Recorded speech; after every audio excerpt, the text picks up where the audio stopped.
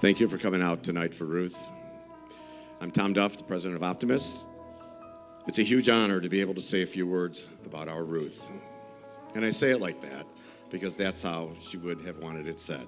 She was always ours, hardly ever hers. She lived her life for all of us, unequivocally. Oh, she was a master marketer and a saleswoman, no doubt about that. But what she did for us all the years, she did with one mission in mind: to build Chicago and the Midwest as a mecca for the film and broadcast industries. We all owe her deeply.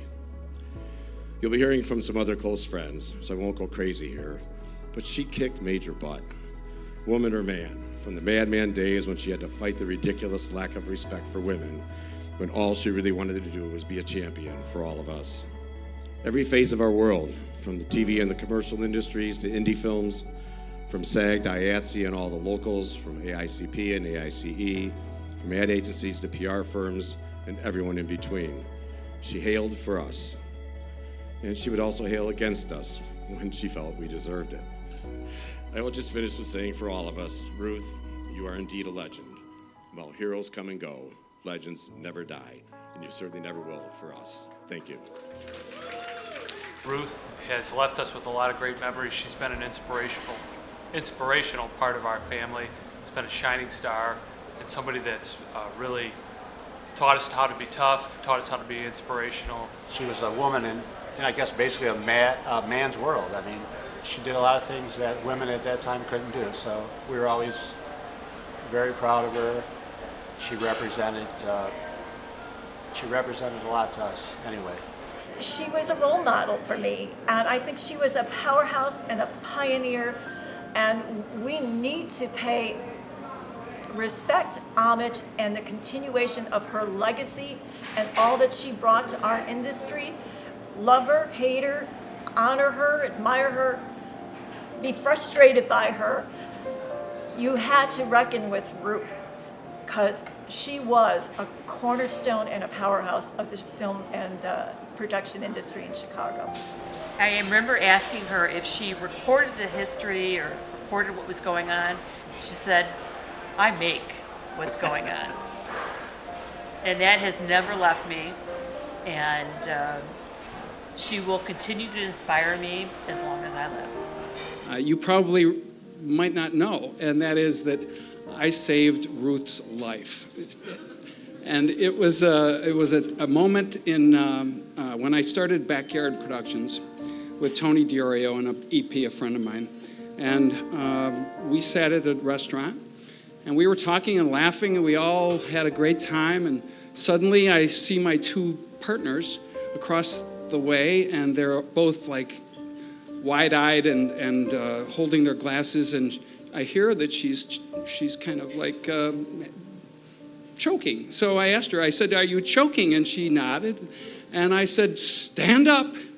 Now I must say that my son, who's here tonight, I had taken him to Boy Scouts, and I had learned the Heimlich maneuver, and I felt, well, here it is, here's the time. And yes, sir, that's exactly what I did, and she wrote about it. And I told her, I begged her not to write about it. And I don't know if some of you might know, but she wrote about it, and the name of it was The Hug of Life. And it was just beautiful. I mean, bottom line is that that was a great opportunity. She's also helped me with my new company, Seed. She's been very supportive of me all the way through. We will all miss Ruth very, very much. I miss hearing from her all the time. She would always call and just see what's going on. And like I say, we will miss her. So those are my stories. If I look back, and one of the most fun things to be able to do was to introduce someone to Ruth Ratny that didn't know what they were in for. And my favorite one was David Krause. Moved here from upstate Michigan, the Upper Peninsula, and got into the production business. And he did some great documentaries. Introduced him to Ruth. Next thing you know, Dave Krause was the cover boy on an issue of Screen, and he was working with Bill Curtis and a whole bunch of other people at the time on documentaries. Dave's gone on to produce 30 or 40 documentaries that have been seen all over the world on PBS, but his first and biggest breaks came in Chicago when Ruth Ratny treated his work seriously and gave him great features. Dave did great work, but he will never forget that Ruth Ratny put him on the map in Chicago, and that catapulted him into a great year of television production all over the world. You know, words matter. Words matter very much, and I think that all of us in the United States now have come to realize that words are more important than ever. And Ruth recognized that. You know, Ruth knew that for decades, the importance of words. Her words started businesses, and her words chronicled our industry and kept us all in touch with what was going on. And her words were also kept us honest. They put a spotlight on what everybody was doing. And her words connected us and connected everybody in this room because of her words. And you know, I say that Ruth was kind of like the original social network. She was Facebook before the internet.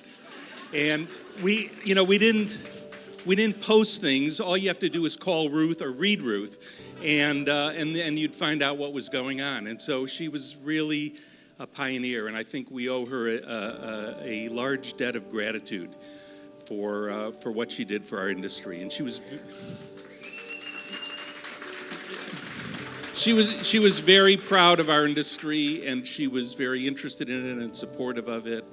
And she will be missed. And she was a very original person and unique, and will be hard to be replaced, but she leaves behind a huge legacy. The one sort of key to the industry that sort of connected it all is no matter what ad agency you went to, the screen was laying on the table.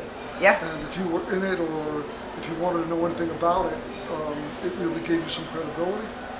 Yeah, she was definitely the social media of the 80s, 90s, and early 2000, and she will definitely be missed. She really chronicled what was happening here and got the word out to the coast, to the agencies on the West Coast, to the advertisers all over America, to let them know that Chicago was a force to be reckoned with, and that we should be making commercials and making movies in Chicago. She was the champion of our business. No matter what we would talk about with business, and of course sometimes she would be mad that she didn't get the press release first, or I didn't call her first to give her a scoop on some story about something we were working on. It didn't matter. She put it aside and she asked about my family every single time we talked. And we had conversations about life and about what was going on with her, and she always asked about everything that was going on in my life, and I really appreciated that, and I appreciated her friendship. This story is from back when I was in Detroit. So I was working at a company there called Postique and Griot, and 9/11 occurred, which was pretty obviously a tragic event, to say the least. So Ruth was calling around all the different markets, trying to figure out, how has 9/11 affected business? So I had no idea who Ruth Ratny was, no idea what Screen Magazine was at that point. She calls and she's like, we're looking for feedback. So how has 9/11 affected business? And I was like, well, just to be honest, it feels like, business has been good. I think people are staying around, town. I think people are feeling more of a sense of community. They don't want to travel as much, and which was great. And I'm like, and she's like, oh, thank you very much. Well, Screen Magazine comes out, and the quote is, Duncan feels 9/11 was good for business. I did something I'll bet all of you wished you'd done. I tried to kill Ruth Ratny twice. The first time, I took her to lunch in my little convertible, and when she was getting in the front seat, she banged her head on the roof and accused me of trying to kill her. But she managed to survive. And then when I closed the place, she came over to see us, and she fell down a stairway. Again, said I was trying to kill her. She was a flash of fire, a blonde redhead, glimmery, shimmery, feisty, ready for fun, always hungry for something different, planning parties when things got dull, for which Chicago's best came out, and respectfully so. Molding careers while lunching at the Drake or breakfasting in her famous house coat, Ruth loved to take on tough challenges and could little me the best of us into driving the getaway car. If you wanted to sue her, she said, get in line. Many of us were together with her through the past 30 years, always pushing for her to write her memoirs as they continued to unfold. We so admired and respected her love of words, books, and quotes, and their roots, language in its many forms. She even took Roman history and Latin courses at a special school next to her office in the Erie Street loft in the early 90s. Then in mid-February, as her darkness descended, she was still making plans. That is what kept her alive to her ripe age through the many illnesses. In the hospital, the nurse asked, "What is she murmuring?" She's planning her 90th birthday next December 8th, and she was. So the question might be, what do you get when you cross iron girders with rose petals? Yes, Ruth Ratny, and she's finally striking her movie deals in heaven right now on our own terms. But the footnote is, not near the kitchen or the drafty front door, and please ask them to turn down the music. You know, I'm going to really, really miss her, and 29 years of talking to her, and, you know, I would tell her things that maybe I didn't even tell, you know, my husband's sisters, you know, things about my feelings and my family, my other family, and, you know, and I will miss her very, very much. She cared a lot, and she cared a lot about everybody in this community. And I said it tonight, it's like a woman. She was a breaker of the glass ceiling. She was probably one of the original mad women in town when there were so few women making a mark. And she cared about everyone. She wanted to lift everyone up. And I don't know if there will be any replacement for her. She was the woman who shattered glass ceilings before anyone knew what a glass ceiling was. And also at a time when her mother's advice to her was, "Ruthie, don't ever let the boys know how smart you are." Ruth was the queen of marketing. She was everyone's mentor. She was the go-to person everyone called when they wanted to get into the business. And she loved to guide young people on their path. I promise that I will do everything in my power to keep Ruth's legacy alive. As long as we continue to keep our readers happy and have the continued support from our advertisers, ReelChicago will continue telling your stories. Ruth used to say, you probably have heard this, "Someday when I get to that big film studio in the sky." Well, I know that's where Ruth is heading, but I also know that there's no way in hell she'd ever miss this final schmoozorama in her honor. And I know before Ruth heads to that big studio in the sky, she's going to be hanging with us tonight, listening to everyone's stories and memories of our beloved Chicago legend. I have lost, as many of you here, a great and irreplaceable friend. And I'm pleased and so very grateful to be allowed to share the memories of her. I feel her spirit as I speak. She was my friend and colleague, but colleagues work together. But friends, they share a special place. They are in the same rabbit hole together. Ruth invited me into this often daunting production community, and she always tried to make things easier for me. Now, Ruth did not suffer fools easily. And we shared that trait, and she did not ever want to be, you never wanted to be on her bad side. But if she was your friend, she was your friend to the end and would always come to your defense. I remember one time, just recently in the last couple years, someone had written an article on the history makers in the Sun-Times and didn't mention me, and she took that on as her personal mission to make sure that they got that corrected. Ruth, you were and still are my friend, and I will miss you. I know I didn't get to say goodbye to you, but I owe you so much.